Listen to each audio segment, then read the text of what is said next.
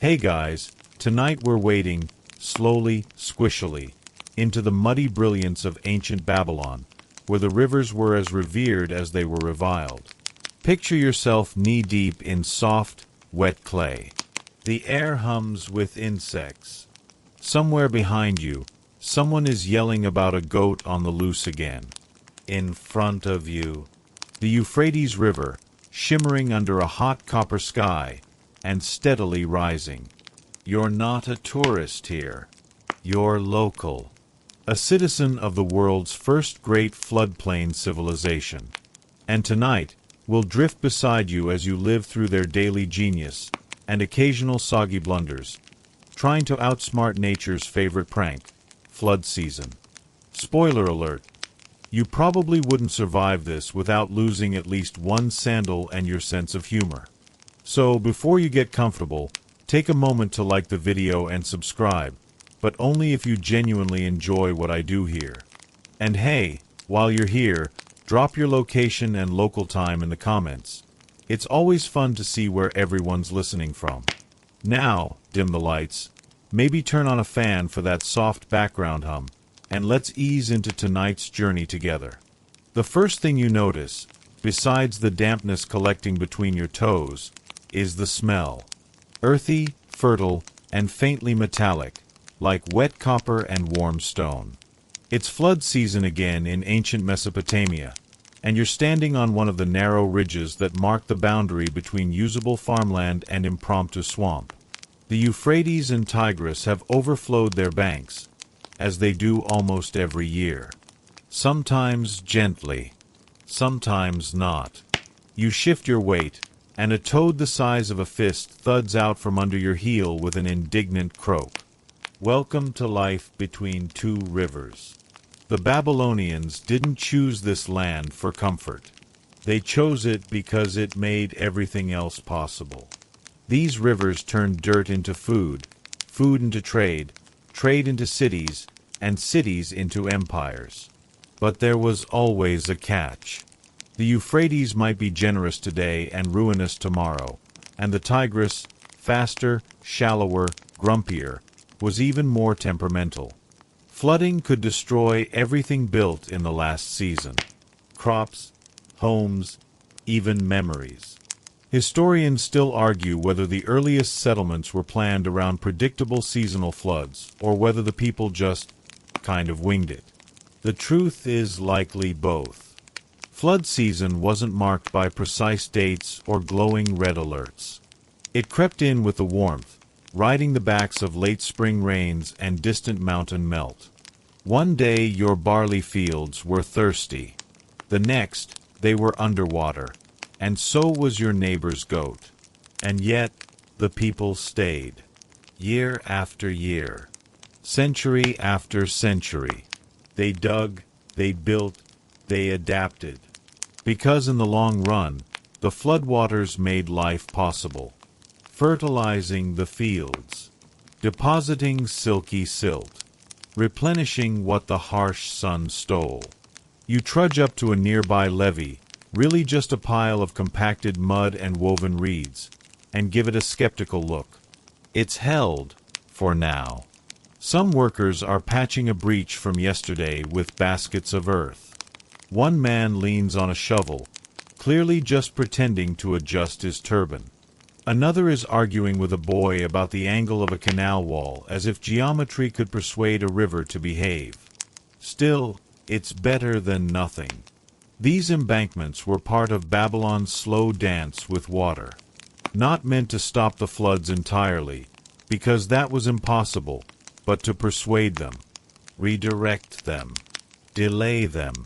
If you can buy 3 days before your field floods, that's 3 more days to harvest, or evacuate, or bake every last loaf of bread before the oven goes under.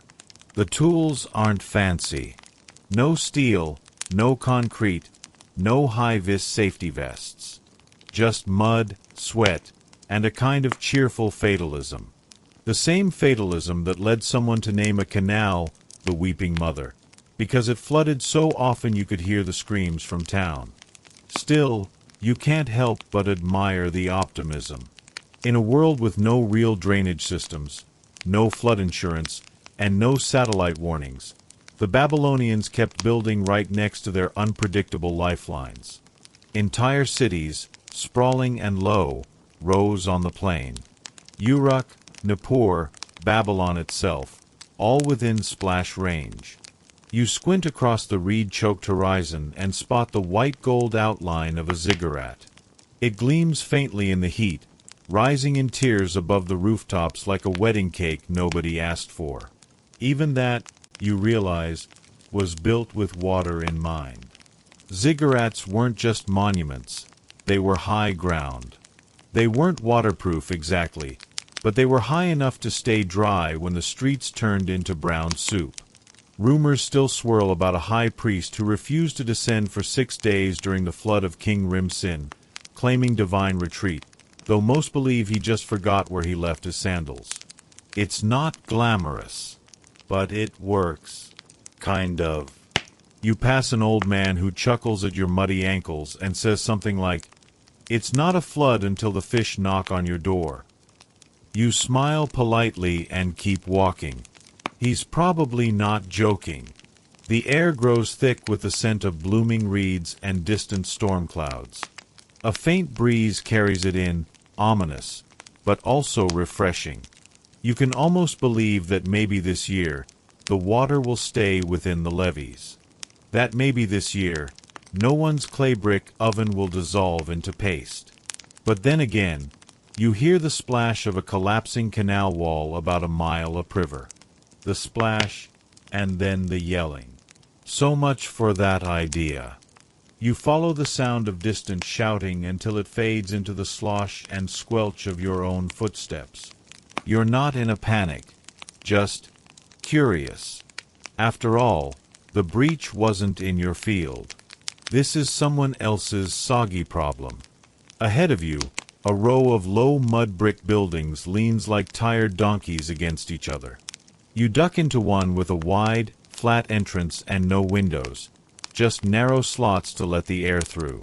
Inside, the coolness hits you first. Then, the smell of damp papyrus and burnt oil.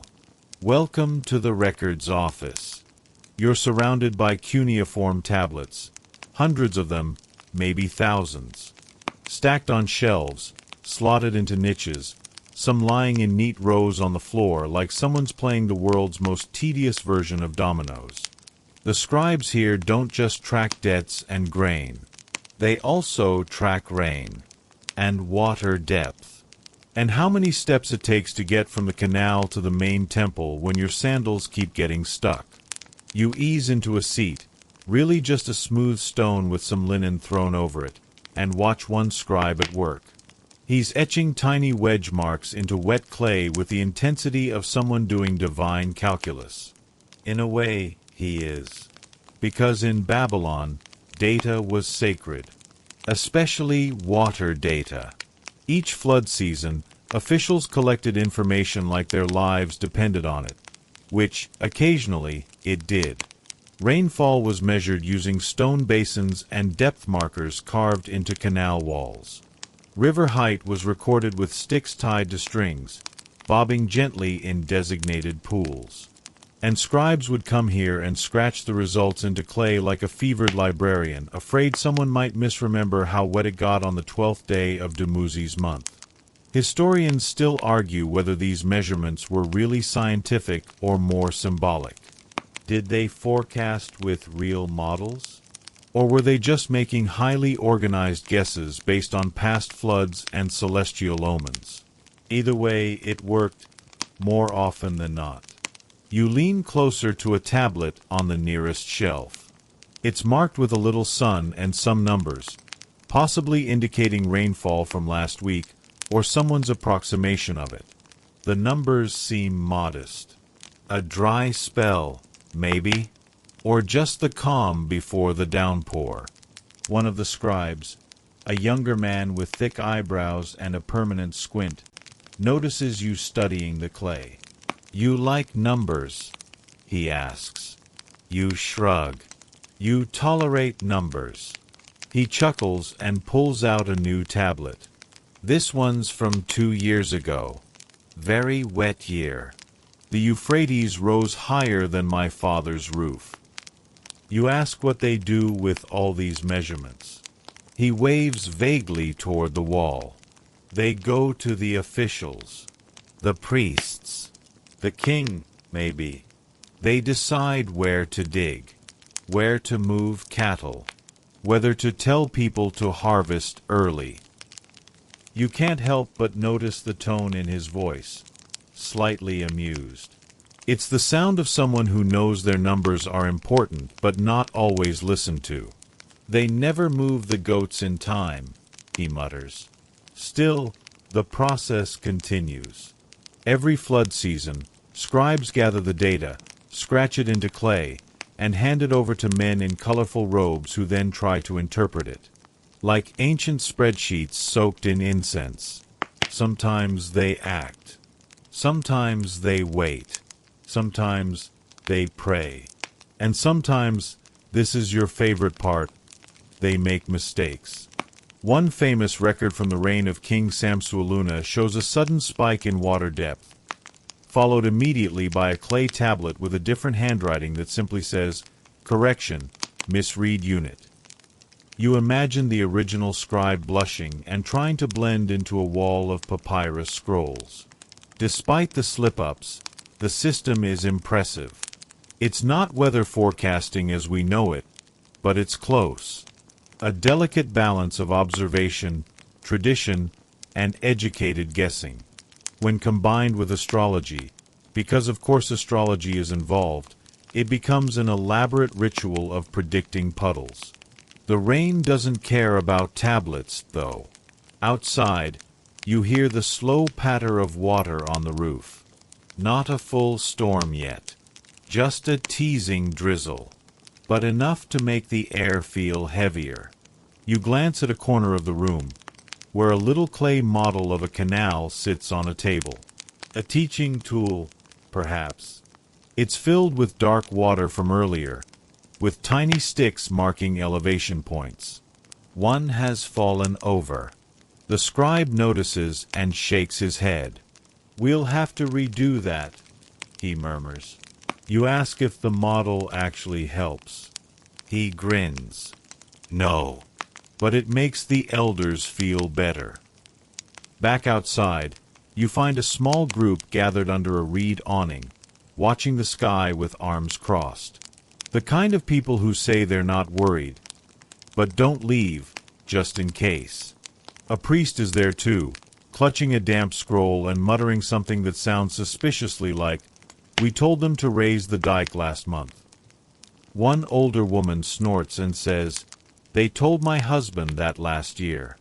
Didn't stop the pigs from floating away." And there it is again, that gentle fatalism. The flood will come. The only question is when, and whether you'll still have your roof when it does. Still, there's a strange comfort in knowing you're part of a system. That people with styluses and clay and squinting eyes are doing their best to measure the chaos. To tame it, even if only on paper. You look back at the records office and imagine the tablets stacking up year after year. Each one a tiny whisper against the noise of the rivers.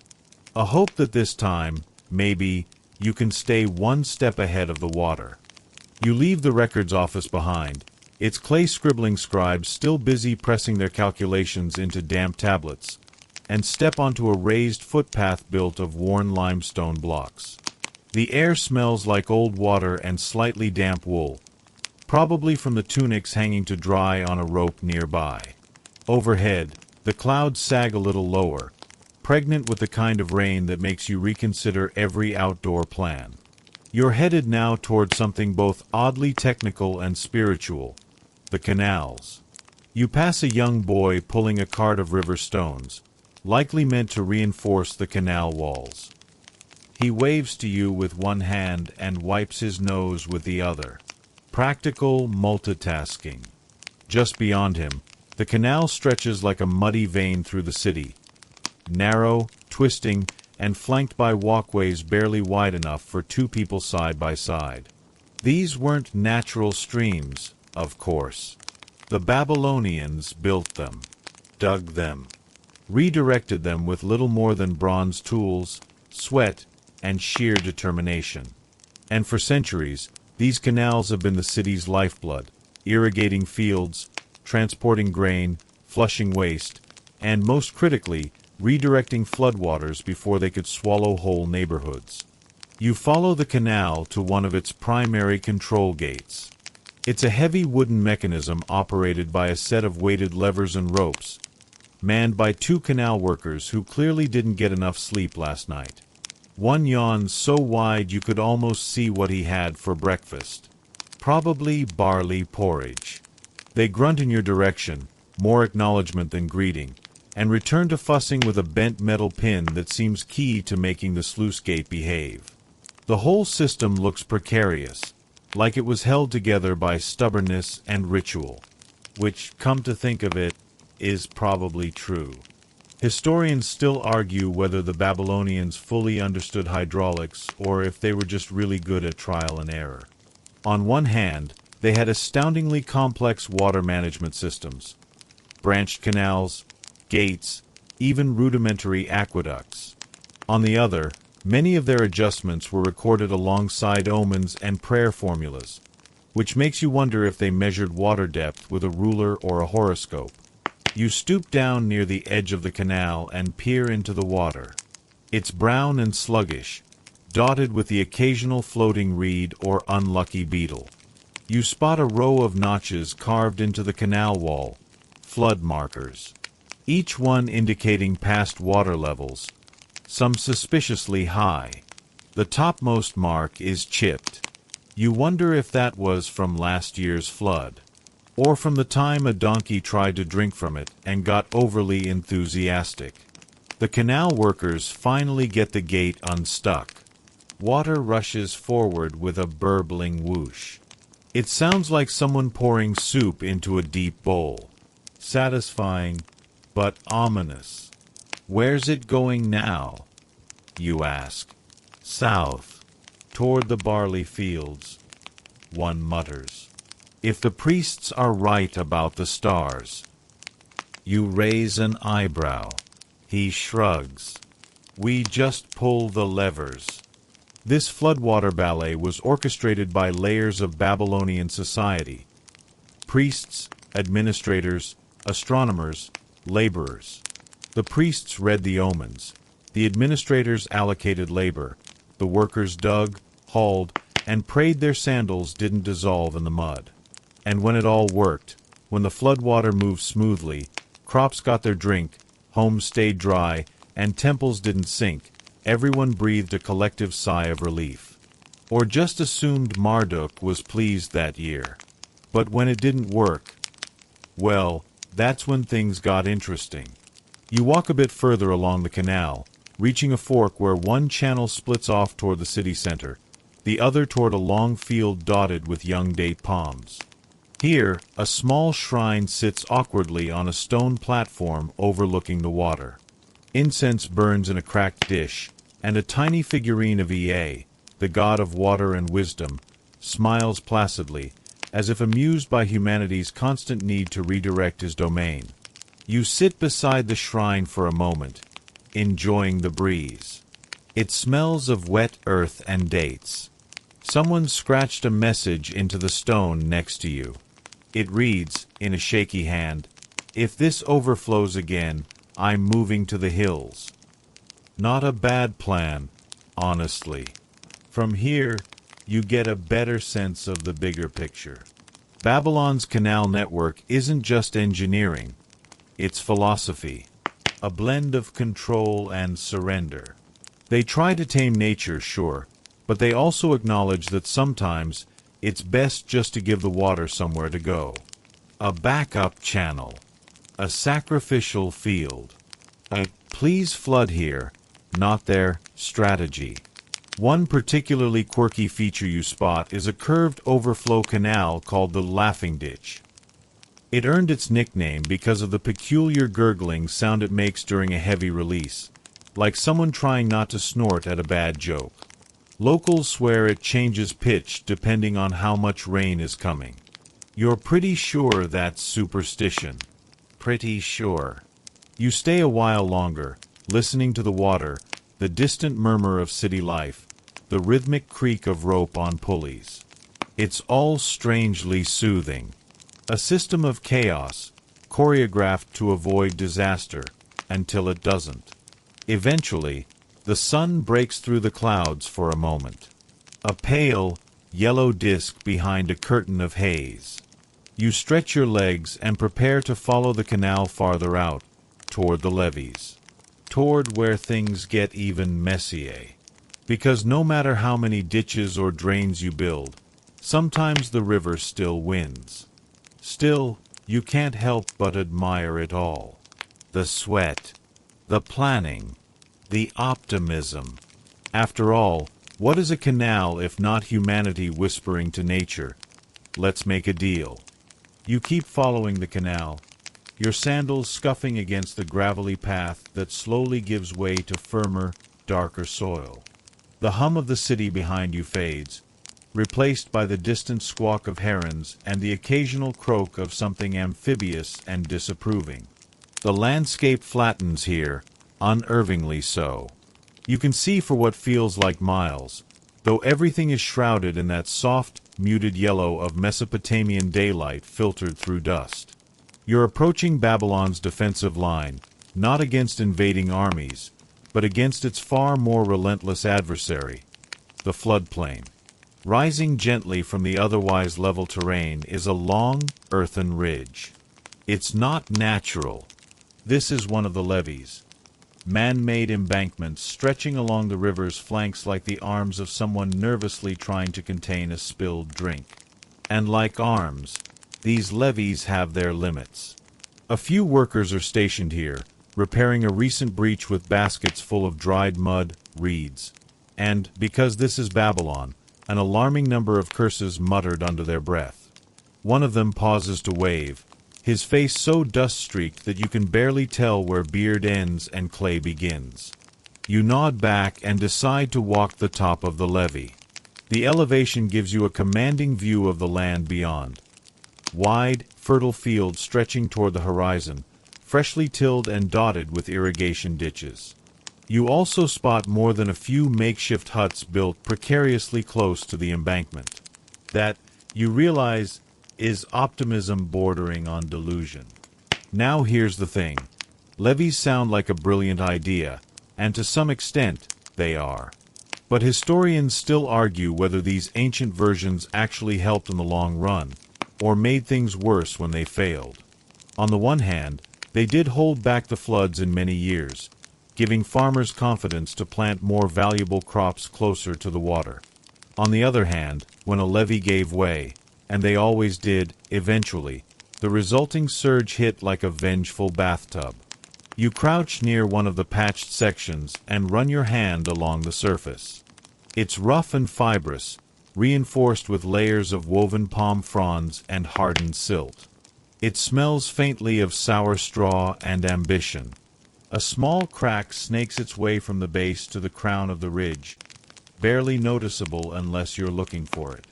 You stare at it for a moment, then decide to move a few feet to the left, just in case. You pass a makeshift shrine wedged into a notch of the levee, a lump of river clay shaped vaguely like a turtle. It's supposed to represent the cosmic turtle of Babylonian myth, said to support the earth on its shell. Frankly, it looks like something a 3-year-old made while sneezing. But hey, if it helps someone sleep better during the rainy season, who are you to judge? Beyond the levee lies a marshy buffer zone, deliberately left uncultivated, meant to absorb excess water in case of a minor breach. You spot the remains of a wooden boat pulled halfway onto the bank. It's more patchwork than vessel, its sides reinforced with what looks suspiciously like furniture scraps. There's even a piece of carved headboard wedged near the stern. You chuckle. Flood season turns everyone into a shipwright. As you head toward a small lookout tower, little more than a mud brick stump with a ladder, you hear a man's voice yelling from below. He's knee-deep in a trench, waving a bundle of tablets at a younger scribe who's clearly regretting every career decision that led him here. They're arguing about measurements. Again. Apparently, someone forgot to account for windward seepage, a polite term for this part is about to turn into a soup. You tiptoe past them, not eager to get dragged into an impromptu engineering debate where the answer might be sacrifice a goat. At the tower's base, you climb the ladder and sit at the top, feeling the breeze sweep in across the lowlands. From up here, the river looks sleepy, like it's pretending to be harmless. You know better. Ancient Babylonians understood that rivers were both sacred and temperamental. They built temples to appease the river gods, but they also took extremely practical precautions, constructing channels with emergency spillways and setting up seasonal watch rotations. You imagine one of those sleepy watchmen squinting into the dusk, wondering whether that glint on the horizon is moonlight or rising water, and then pretending it's moonlight so he doesn't have to get up. One little-known practice you notice marked into the tower's ledgers: clay shuffling. This was a sort of early, manual form of levee pressure testing. Workers would stomp or shuffle over newly built sections while reciting invocations, listening for any suspiciously hollow spots.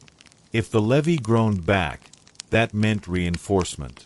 If it burped, well, you just hoped no one was standing too close.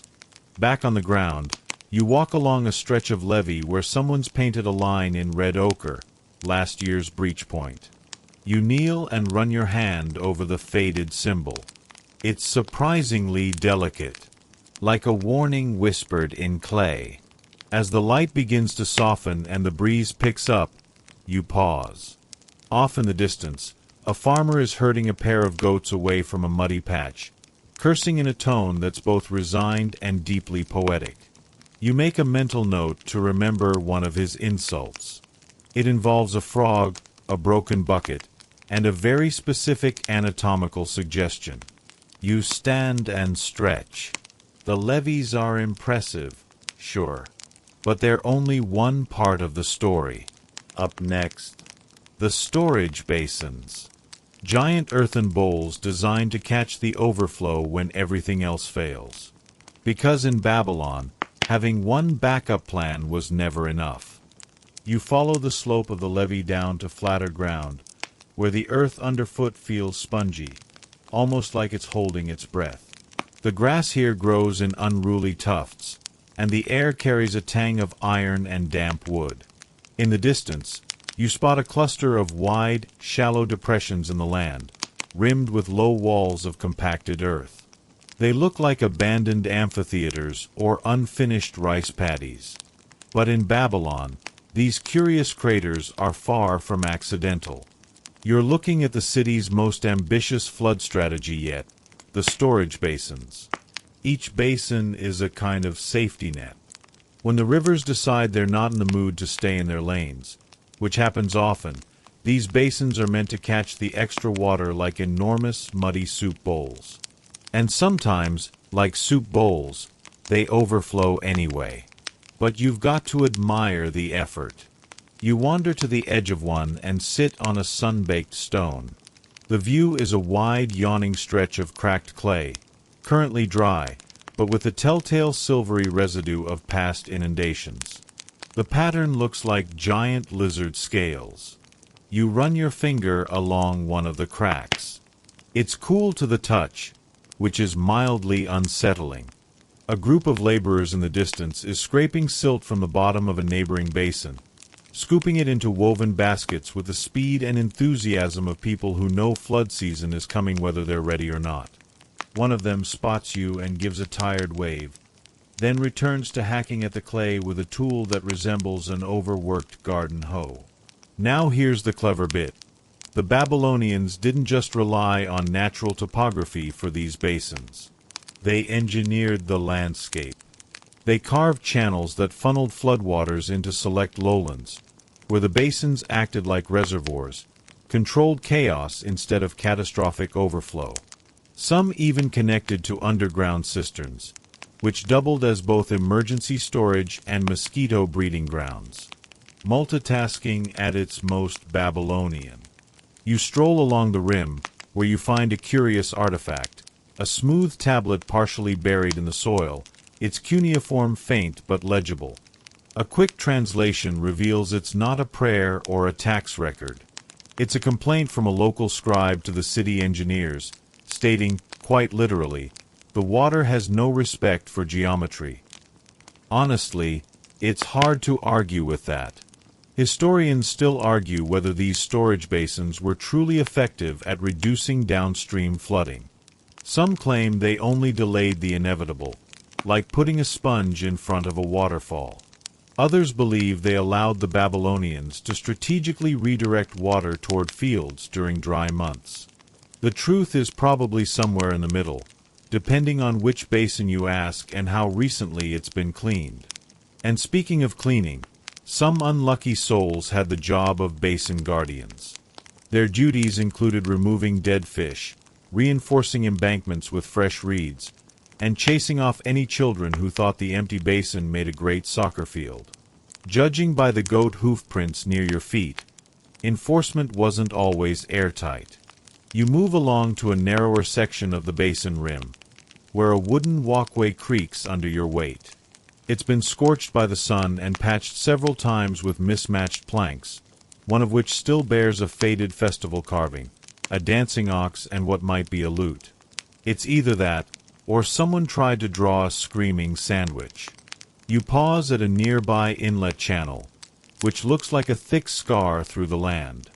Here, floodwater would rush in during a deluge, guided by sluice gates manned by, you guessed it, deeply underpaid officials.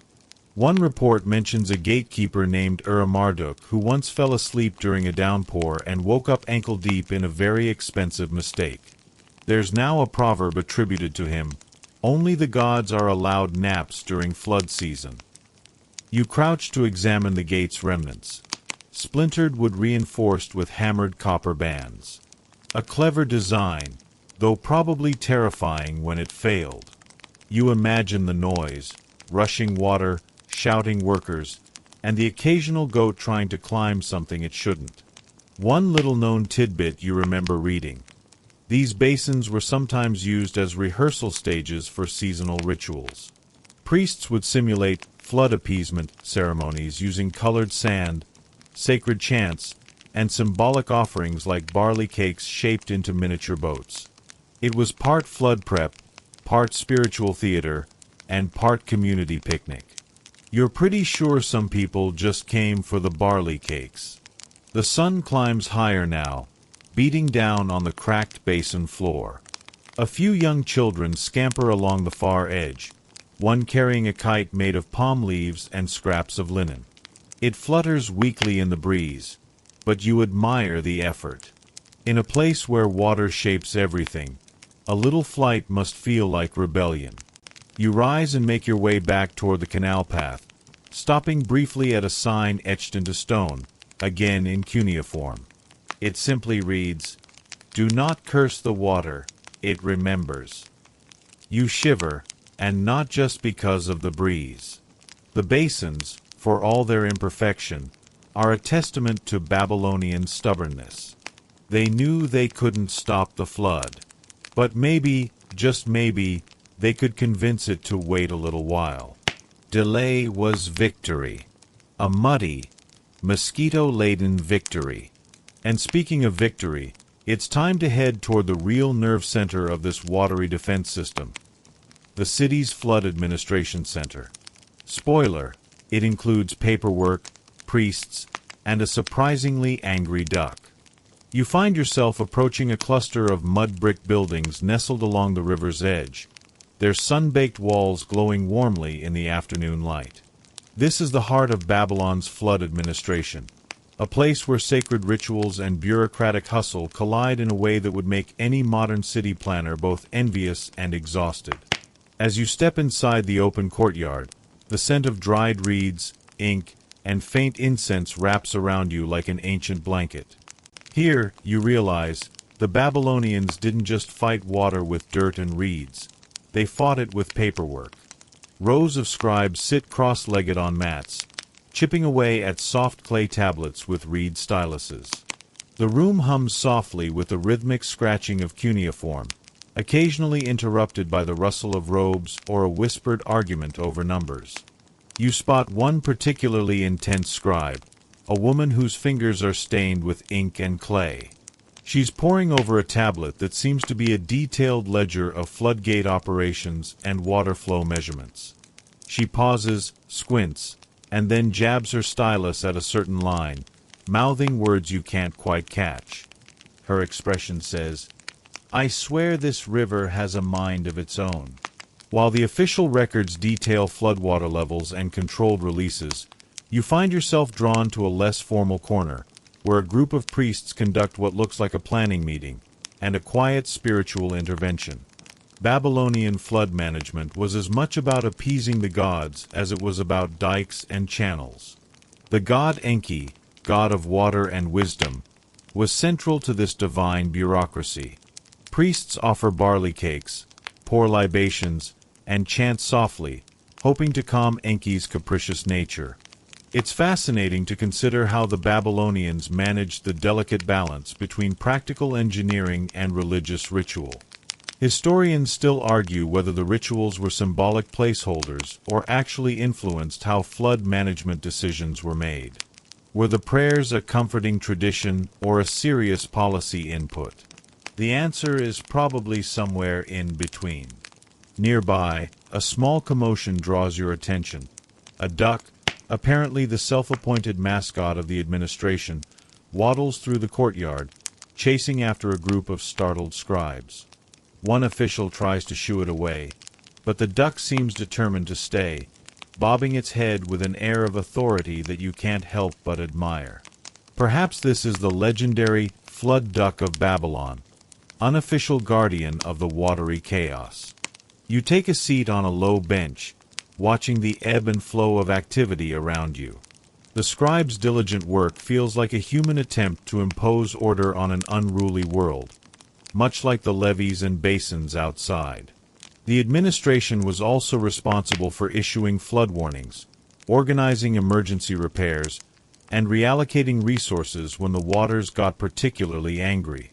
Interestingly, some of the clay tablets record public disputes over water rights, arguments about who gets priority irrigation during a dry spell or compensation for farmland damaged by floodwaters. You can almost hear the murmurs, "My barley patch is drowning." "Well, your orchard is sinking too." It sounds familiar, in a way. One quirky practice involved officials using water clocks and shadow measurements to time floodgate openings with surprising precision. Though it's hard to say whether these tools were reliable or just fancy excuses for why the gates sometimes failed spectacularly. You picture a grumpy floodgate keeper muttering, "It's the clock's fault, not mine." Before you leave, a priest approaches and hands you a small clay amulet engraved with waves and reeds. "For protection," he says, smiling, "or at least to remind you to stay out of the water during flood season." As you step back outside, the sun is dipping lower, casting long shadows over the floodplain. The interplay of mud, water, humans, and gods feels like an eternal dance. Fragile, complex, and strangely comforting.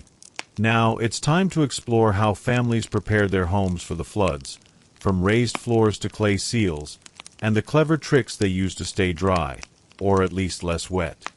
You step away from the bustling administration center and make your way toward the residential quarter, where the true test of Babylonian ingenuity unfolds, not in grand engineering feats, but in how ordinary families adapt to the whims of flood season. The narrow, winding streets are lined with mud brick houses, their flat roofs sun-bleached and their walls bearing the occasional scar of a past flood's caress. The air here is thick with the scent of baked earth and drying fish. As you approach a modest home near the canal, you notice its slightly elevated foundation. Unlike the city's monumental levees and basins, these raised floors are a subtle yet essential defense against creeping waters. Families stacked layers of hardened clay bricks or packed reeds beneath their living spaces, elevating the ground by nearly a foot or more. It's a practical solution born from necessity, and one that you can't help but admire. Imagine trying to keep your sandals dry in a city where the river occasionally spills its guts into your front yard. Inside, the house feels surprisingly cozy, dimly lit by small oil lamps and filtered sunlight sneaking through wooden shutters.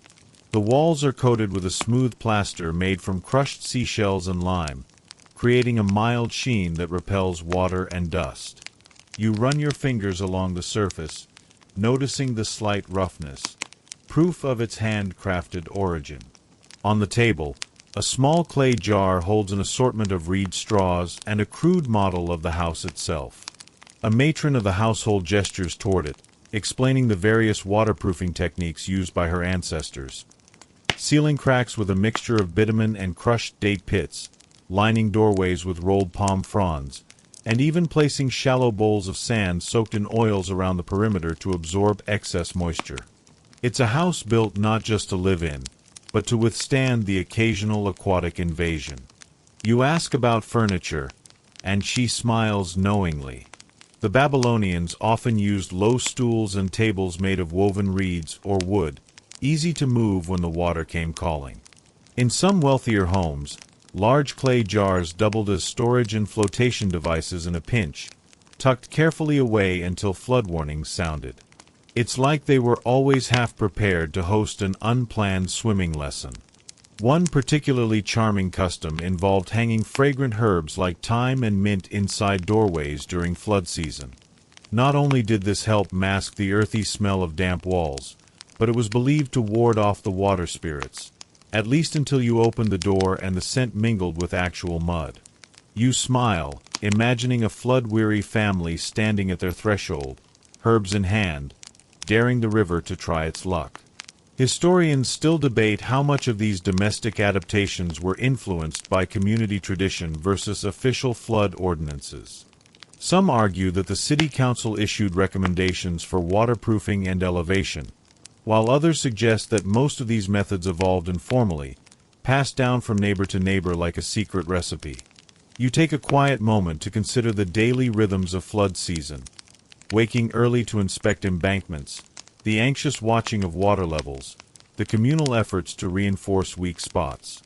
In many ways, life was a constant negotiation with the river, a relationship of respect, fear, and reluctant cooperation.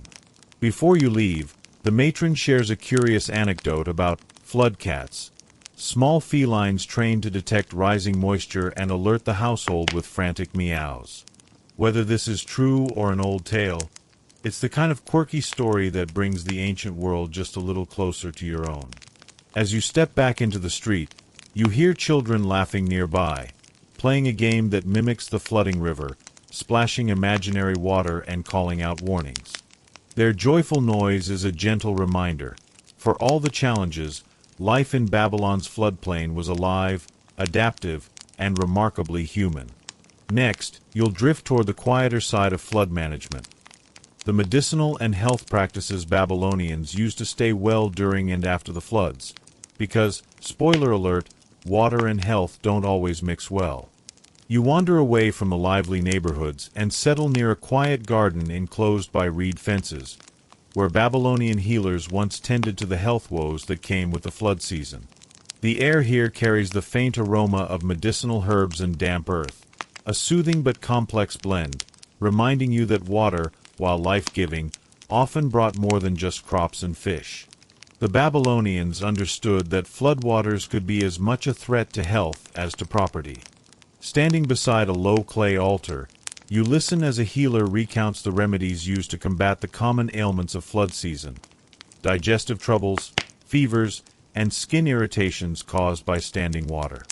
Barley-based poultices, honey mixed with crushed dates, and the careful application of camel's milk were among their go-to treatments. Honey, especially, was prized not only for its sweetness but for its antibacterial properties, nature's ancient antiseptic. What really catches your attention, though, is the role of crocodile dung, not in sunscreen this time, but as a surprisingly effective medicinal paste. Yes, crocodile dung, a strange and somewhat eyebrow-raising choice. Applied externally, it was believed to soothe skin inflammations and even treat infected wounds. While this sounds a bit off-putting now, modern researchers note that some ancient remedies used surprisingly effective natural compounds, and historians still debate whether such treatments were more placebo or genuinely helpful. You can't help but picture a frazzled Babylonian nurse reassuring a patient, "Trust me, it's better than it sounds."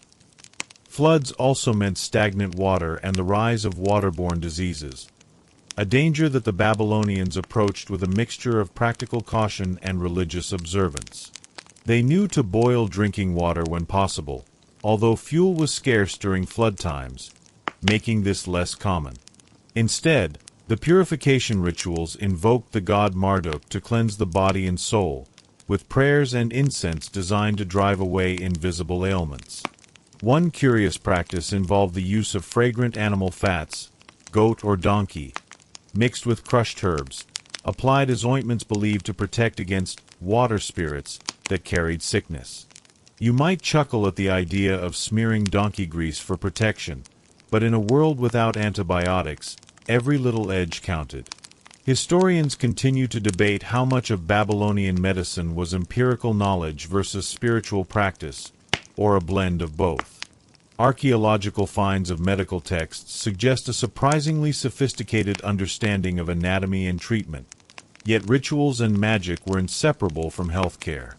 As you sit on a carved stone bench, watching lotus flowers float serenely on a nearby pond, you realize how deeply intertwined health and environment were. The Babylonians didn't just battle floods with dikes and levees, they fought them on the body's battleground as well. Nearby, a child chases a small bird, scattering lotus petals like confetti, reminding you that even in times of challenge, life continued with its gentle rhythms. Up next, how Babylonian farmers coped with flood-damaged fields and ensured food security through clever planting and irrigation tactics. You find yourself standing at the edge of vast fields that stretch toward the horizon, the fertile soil glistening after recent floodwaters have receded. Here, Babylonian farmers waged their quiet battle to turn the muddy mess left by the river into bountiful harvests. The flood was both a blessing and a curse, nourishing the soil with rich silt but often washing away seeds and young plants. Walking alongside narrow irrigation canals, you observe farmers adjusting small wooden sluice gates, carefully controlling water flow to different plots. They use an ingenious method called basin irrigation, where fields are surrounded by low earthen walls, trapping floodwaters just long enough for the soil to absorb moisture before slowly draining away. It's a slow and patient process, requiring timing, experience, and a bit of luck. You notice that the crops grown here are primarily barley and emmer wheat, sturdy grains that could withstand the fickleness of the floodplain. Farmers also planted flax for linen and various vegetables like onions and garlic, which thrived in the moist, nutrient-rich soil. Interestingly, Babylonian farmers practiced crop rotation to preserve soil fertility, alternating grains with legumes that enriched the earth with nitrogen. This early understanding of sustainable farming practices is impressive, especially considering the unpredictable flood cycles. You chat briefly with a seasoned farmer who mentions a quirky custom. Before planting, seeds were soaked overnight in water blessed by priests to ensure a good harvest. This blending of practical farming with spiritual hope is a recurring theme in Babylonian life. Historians still debate the scale of state involvement in agriculture during flood season. Some argue that local farmers largely manage their fields independently, while others suggest centralized coordination for planting and harvest timing to optimize food production for the entire city. Nearby, a pair of ducks paddles through a flooded field, picking at floating seeds and insects, undisturbed by the farmer's presence. This symbiotic relationship between humans, animals, and water adds a peaceful harmony to the scene. You take a moment to appreciate how these farmers transform the chaos of floods into opportunity, harvesting not only crops but also resilience and ingenuity. Soon, you'll journey into the quieter side of Babylonian daily life during flood season. How families entertained themselves and passed time when the waters kept them close to home. You now settle into the gentle hum of a Babylonian household during flood season, where the pace of life slows and the floodwaters confine families within their homes and courtyards. With fields submerged and travel tricky, the Babylonians turned inward, inventing ways to entertain themselves, stay connected, and pass the time with quiet creativity. Inside a warmly lit room, you watch a family gathered around a low table, playing the ancient game of the royal game of UR. This early board game, etched on wooden boards with colorful stones as pieces, offers not just amusement but a subtle mental exercise.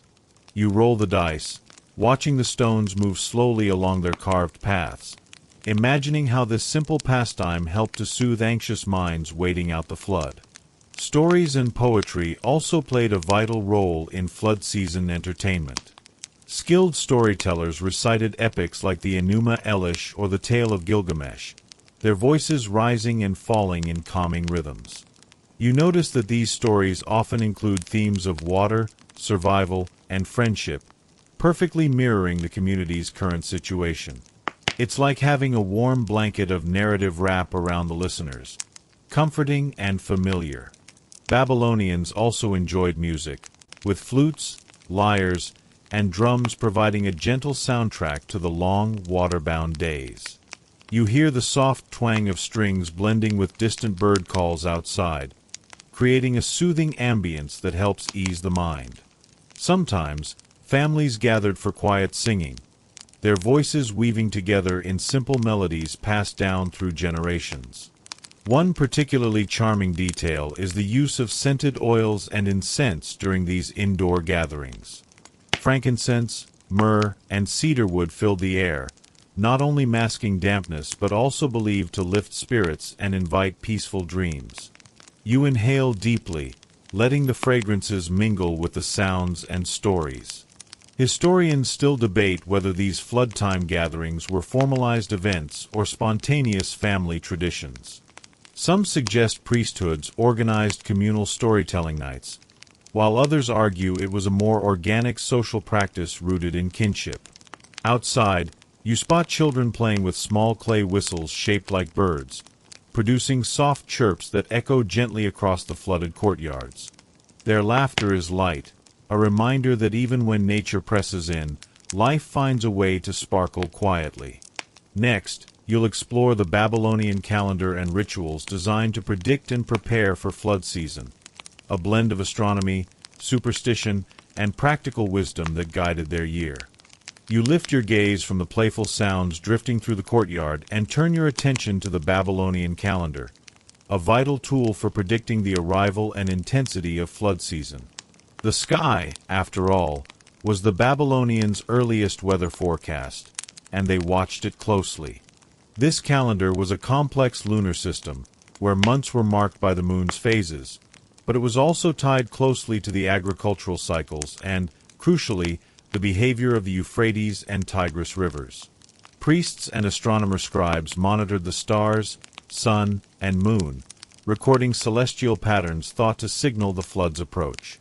You can almost imagine them, in darkened observatories, eyes squinting against the flicker of oil lamps as they logged the sky's subtle messages. The New Year festival, Akitu, was celebrated in early spring, right around the time when floodwaters typically rose. This wasn't just a party.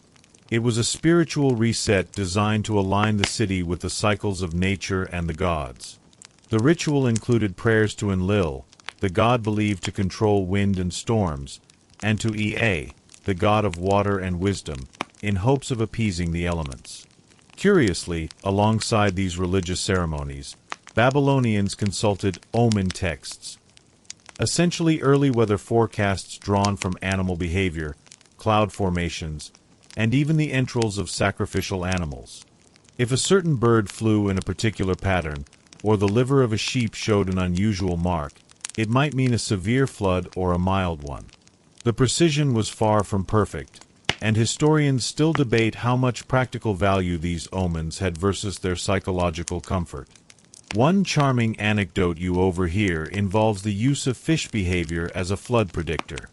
Fishermen believed that if fish started swimming closer to the surface or acted unusually restless, it meant the river was about to rise.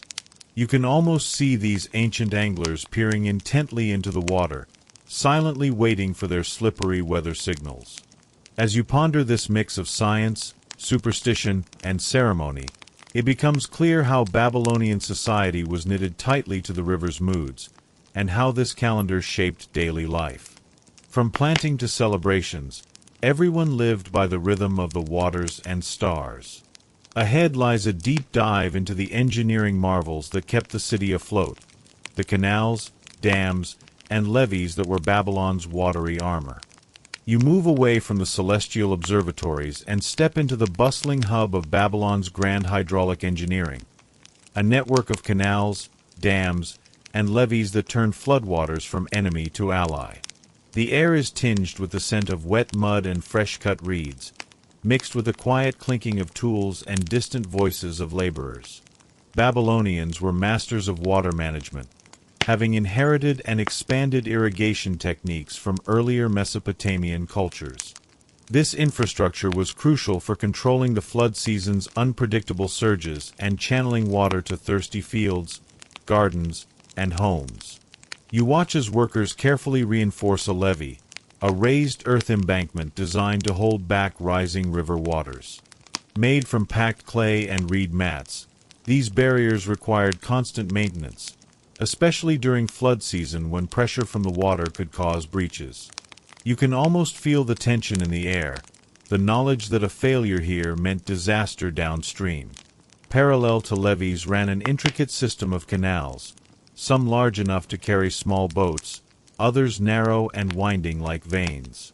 These canals allowed the Babylonians to divert excess water safely and irrigate their crops with precision. You imagine a leisurely boat ride along one such canal, the water gently lapping against the hull, while farmers tend to fields shimmering with green life. One quirky detail you overhear involves the canal markers, small clay figurines placed strategically to ward off evil spirits that were believed to threaten the waterways. These figurines, often depicting protective gods or animals, were a blend of practical markers and spiritual safeguards, showing once again how intertwined faith and engineering were. Historians still debate how centralized the flood management system was. Some argue it was coordinated by a powerful state bureaucracy, while others see it as a patchwork of local community efforts, each responsible for its own stretch of riverbank and canal. Nearby, you spot a group of children dipping their hands into a calm canal, fascinated by small fish darting between their fingers. It's a quiet moment of play amid the practical seriousness of flood control. As you step back and gaze across the landscape, it's clear that Babylon's waterworks were not just tools but lifelines, enabling a civilization to thrive in a watery world. Up next, you'll hear about how Babylonian merchants navigated the challenges and opportunities that flood season brought to trade and transport. Now, you drift toward Babylon's commercial heart, where market stalls, boat docks, and dusty caravan roads meet the rhythmic rise and fall of the Euphrates.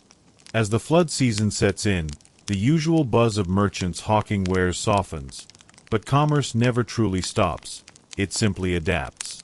Picture wooden barges floating lazily along the swollen canals, their hulls packed with amphorae full of grain, dates, sesame oil, and the occasional clay tablet invoice. Flood season, while inconvenient on land, actually created a temporary superhighway for waterborne trade. You spot boatmen guiding cargo with long poles, shouting back and forth in a sing-song rhythm that bounces off the canal walls.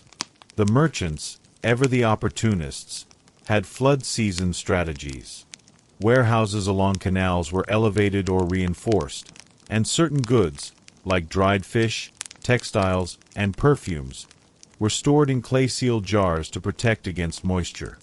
You admire their ingenuity, especially the waterproof baskets woven from palm fiber, lined with pitch. At the river's edge, you overhear an amusing squabble between two traders arguing over whether a goat shipment counts as perishable. Apparently, one of the goats escaped mid-journey and had to be bartered for a barrel of onions. The merchant still insists it was a fair exchange.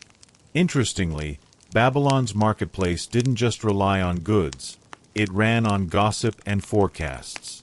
Traders shared rumors about how high the river had risen upstream, or whether rival cities like Mari or Sippar were dealing with worse floods. This information guided trade decisions, like rerouting shipments or stockpiling certain commodities. Historians still argue whether Babylon's economy slowed or accelerated during flood season. Some evidence suggests trade blossomed on water, while other records imply a lull due to impassable roads and limited overland access. One curious footnote: during flood periods, Babylonian officials sometimes issued temporary canal taxes on boats using newly widened channels. These were, essentially, tolls for watery shortcuts, a bureaucratic ripple effect of the floods. As the sun dips below the horizon, the markets close with the soft clatter of shutting stalls. You watch a lone scribe jot down notes by lamplight, perhaps calculating profits, or maybe just sketching a particularly smug goat. Next, you'll ease into the quieter, more spiritual side of flood season. How Babylonian dreams, omens, and temple rituals sought meaning in the rising waters. Night has deepened over the city now, and you find yourself drawn toward the glow of flickering lamps inside Babylon's temples. It's here, in hushed sanctuaries of stone and incense, that the spiritual meanings of flood season are explored, not in irrigation ditches or market stalls, but in dreams, prayers, and sacred ritual. You slip into the quiet of a ziggurat's lower chamber, where priests dressed in linen robes hum softly over tablets and ritual offerings. In times of high water, it wasn't just sandbags and sluice gates people turned to, it was the gods. The Euphrates, with its power to create and destroy, was seen as both divine and dangerous. Appeasing the spirits of water wasn't optional. It was essential. You learn that special flood season ceremonies were held at the temples of Ea, god of fresh water and wisdom, and in Lil, storm god and bringer of seasonal change. Offerings were placed in reed boats and set afloat, tiny vessels carrying food, incense, and sometimes even little figurines made of bread or clay. The hope that these gifts would be accepted and the floodwaters tempered. Dream interpretation also surged during these months. Babylonian dream priests, called Baru, kept dense catalogues of symbolic meanings. Dreaming of a cracked wall? That might mean a breach in the levee. A turtle floating on its back? Possibly good luck for the barley fields. Historians still debate whether this was true divination or just a poetic way to channel communal anxiety into manageable symbols. One delightfully strange practice you observe involves listening statues. Priests placed clay ears, yes, literal clay ears, at temple thresholds to symbolically hear the prayers of flood-weary citizens. These offerings were inscribed with pleas for protection, a dry harvest, or just a decent night's sleep without thunder. During the most dangerous weeks, processions moved through the city streets, led by chanting priests carrying sacred objects, meant to purify the roads and ward off floods. You watch barefoot children following along, each holding a reed wand or garland, their eyes wide in awe. And while some citizens found comfort in ritual, others simply turned inward. You imagine a family curled up in their mud brick home, lulled by the sound of distant rainfall, whispering stories of past floods and how their ancestors survived them. Babylon's spiritual landscape offered not certainty, but a kind of calm, an ancient sleep aid for troubled waters. Next, as the floodwaters begin to recede, you'll walk the quiet, muddy roads of recovery and rebuilding. The waters are finally pulling back, and the land, muddy, rutted, and strewn with debris, emerges like the weary face of someone waking after a long, complicated dream. You squish through the softened roads of post-flood Babylon, where everything smells of damp earth, wet reeds, and the faint tang of river silt. This part of the year is quieter, less dramatic than the frantic preparation or the anxious peak of flood season. But it's just as important. You pass neighbors with rolled-up sleeves and makeshift brooms, sweeping away sludge from their thresholds, muttering about lost sandals and slippery floors. Everyone knows the routine. This isn't their first soggy rodeo. Fields that were once submerged are now being examined with the care of a doctor checking a patient's pulse. Farmers kneel to test the soil's moisture, inspecting for signs of rot or worse, infestations brought by flood larvae. Some sections of the countryside look like abstract paintings. Streaks of dark, fertile earth next to patches where standing water has turned everything gray and lifeless. Babylonians didn't waste time. Once the river retreated, labor crews moved fast to repair dikes and dredge clogged canals. You overhear a cheerful exchange between two workers arguing whether this year's silt would be topsoil gold or slug soup. One of them points to the nearby barley sprouts just beginning to poke up, signs that, with some luck, the season might not be a total loss. There's an odd but charming Babylonian tradition you stumble upon called the mud gift. Children scoop small bowls of the thickest, richest mud and offer it to elders or even strangers, as a symbol of future harvests. You receive one yourself, hand it over with a shy smile and a hope that your fields, whatever those might be, grow well. Meanwhile, in the palace quarter, scribes are updating flood logs and grain projections. Their styluses click against damp tablets as they estimate how much food can be expected from each district. Historians still argue whether these flood records were used more for planning or propaganda. Some think kings exaggerated damage to justify higher taxes. Others believe the records were remarkably honest, used to reroute aid and labor where most needed. At a shaded doorway, you spot a priest quietly collecting clay ears from the temple walls, the prayers now faded. They're respectfully gathered and buried in sacred soil, messages sent, now filed away by the divine. And as you make your way to the city's edge, the air feels fresher. Sunlight glints off drying puddles, and birds begin to return to the reed beds. The Euphrates has spoken, and for now, its voice is calm. You lie back on a warm stone, hands behind your head, and let the sounds of recovery lull you. Distant chatter, the soft squelch of boots in mud, a reed flute playing somewhere nearby. Word count: 1,057. Now, close your eyes for the final wind down. The city quiets, as if exhaling. The frantic scraping of shovels slows, replaced by the occasional drip of water slipping from a rooftop edge. The sky, a soft purple now, melts into a gentle dusk that settles over Babylon like a comforting blanket. You imagine the streets emptied, save for a cat weaving between amphorae left out to dry. You feel the humidity thinning, the air cooling just enough to soften your breath. Everything is slower now, more fluid, like the canals themselves. Somewhere, a lamp flickers in a second-story window, its light gently swaying as if rocking the building to sleep. A priest finishes his last chant, drawing the curtain across his cell. Down by the riverbank, the last of the floodwater sighs as it slips back into the deeper current, its job done. And you, floating now in the cradle of ancient time, feel the weight of worry wash off you, replaced by the stillness of a city that survived yet another season. Another turning of river and sky. Another small victory against chaos, won not through might, but through mud, reeds, dreams, and the stubborn calm of people who've seen it all before. So let your thoughts meander like the canals, lazy and sure. Let your breath match the lull of silt settling in water. Let the story fade, like footprints in soft clay. The flood is over.